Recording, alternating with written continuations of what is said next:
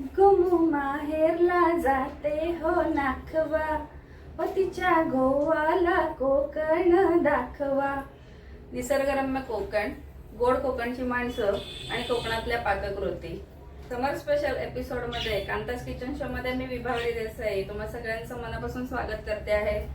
उन्हाळा म्हटला की मार्च एप्रिल पासून कोकणामध्ये आंबा, काजू, फणस, कैऱ्या या सगळ्यांच्या पाककृतींची रेलचेल असते आणि अगदी प्रत्येक कोकणी माणसाच्या घरात ह्याच्याशी निगडीत काही ना काहीतरी स्वादिष्ट पाककृती बनतच असतात.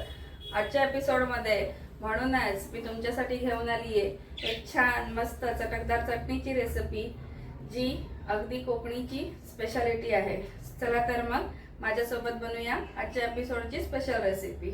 कोकणच्या माणसं शक्यतो पूर्णान्न घेण्याच्या मागे असतात आणि म्हणूनच त्यांचं जेवणाचं ताट अगदी छान भरलेलं असतं. डाळ, भात, भाजी, चपाती आणि सोबत चटणी. सो आज एक स्पेशल समर सीझनसाठी कैरीची चटणी मी तुम्हाला सगळ्यांना दाखवणार आहे. सो माझ्याबरोबर आपण ती चटणी बनवणार आहोत. सो त्याच्यासाठी आपल्याला लागणारं साहित्य बघूया. आपल्याला 1 वाटी ओल्या नारळाचा कीस लागणार आहे.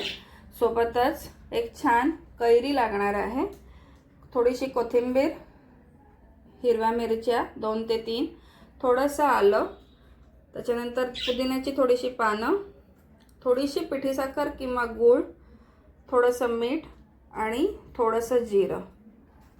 हे सगळं साहित्य मिळून आपली छान कैरीची चटणी तयार होणार आहे. सर्वप्रथम मस्तपैकी कैरी घ्यायची आहे आणि ती छानपैकी आपल्याला त्याचे तुकडे करून घ्यायचे आहेत. हे कैरीचे आपण तुकडे करून घेतलेले आहेत. सो आता आपण ते मिक्सरच्या जारमध्ये खोबऱ्याच्या किसासोबत टाकणार आहोत. सो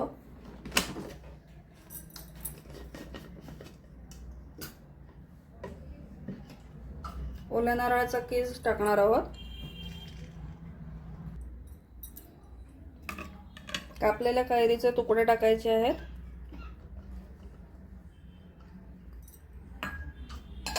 त्याच्यानंतर थोडीशी कोथिंबीर,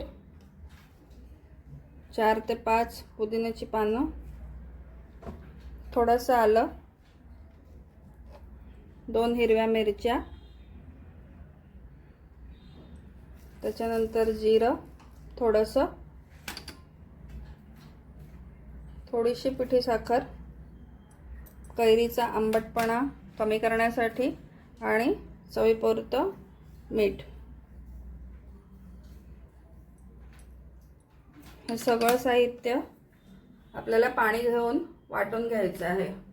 आता त्या मिक्सरमध्ये थोडंसं वाटण्यापुरतं पाणी टाकून घ्यायचं, जेणेकरून ती चटणी छान अशी स्मूथ वाटली जाईल.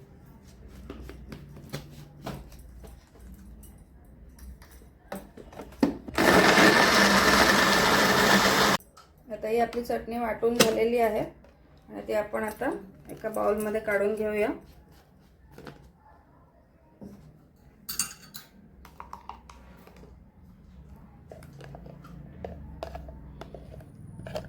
रोजच्या जेवणासोबत सुद्धा आपली ही कैरीची चटणी तुमच्या जेवणाला एक वेगळा टच देते. सो उन्हाळ्यात मिळणाऱ्या या कैऱ्यांची ही अशी छान आंबट चवीची चटणी तुम्ही नक्की करून पहा आणि कांतास किचन शोला लाईक, शेअर आणि सबस्क्राईब करायला विसरू नका. पुन्हा भेटूया लवकरच.